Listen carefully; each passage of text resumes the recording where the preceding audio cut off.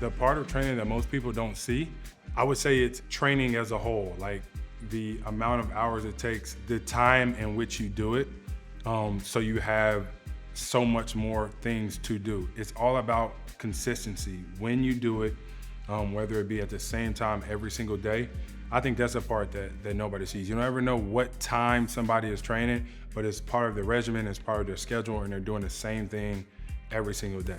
Makes a huge difference. My favorite part of the unseen hours, the beauty of the grind, is I still love it. I legit still love to train, to break my body down and build it back up. I always say this is the fun part. The games, all of that stuff, the flashy part is easy. I still love to train, I still love to work out, I still love the off season. That's how I know I have so much more time left to play this game, because when I stop falling in love with that, that's when I'm done playing. But for right now, this is the best part. Hydration in my routine, key.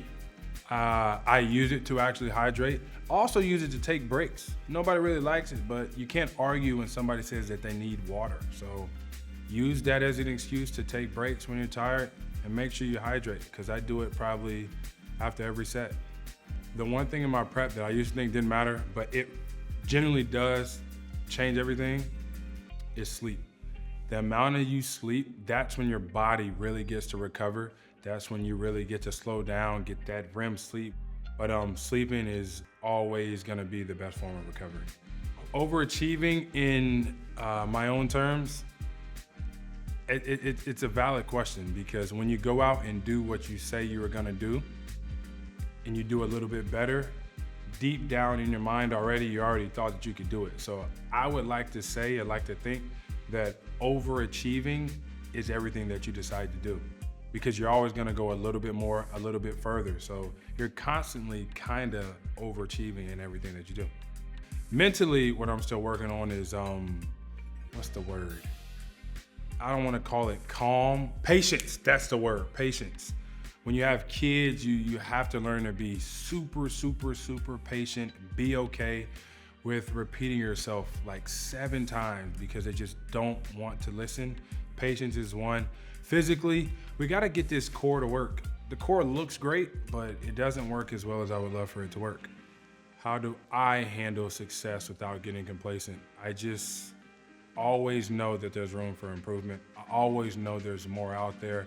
I'm not gonna say that there's never enough, but I think if you work at something, you work at something, and you work at something, there's always a little bit more to be had.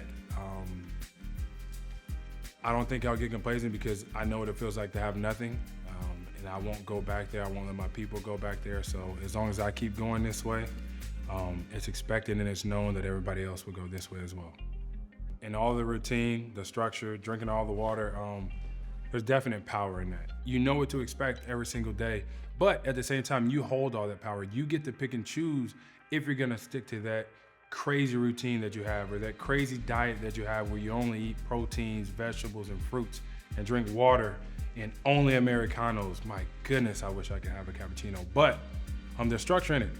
If you know that you can do that physically, you'll probably end up better, but it's more of a mental thing. Anytime you're tired, those are those moments in the gym and on the court that are gonna help you win or help you get to that next stage. When it gets hard, when you get tired, and you don't think that you can go anymore, that's when you make that extra step. That's when you become great. That's what everybody's not willing to do. Myself and so many other people have to be willing to do it. Consistency in the hard days, I always say my life is not that very difficult at all. You just gotta get up and do it though. Even whenever you're tired, you gotta get up and do it. It's easy to say that whenever you're parenting. No matter what, you gotta wake up and be a parent. It's the same thing in the gym or on the court. Body hurts, wake up and do it. Wake up and do something, recover. You just gotta do it. One small discipline that has a major impact that people overlook, I think that the smallest things go the longest way. So a good morning, a hello, a hi, and a smile. It can change your day. It can change somebody else's day. So you go out, you say hello, you smile, you be nice to people, because nice people always win in this life and the next. Cheers.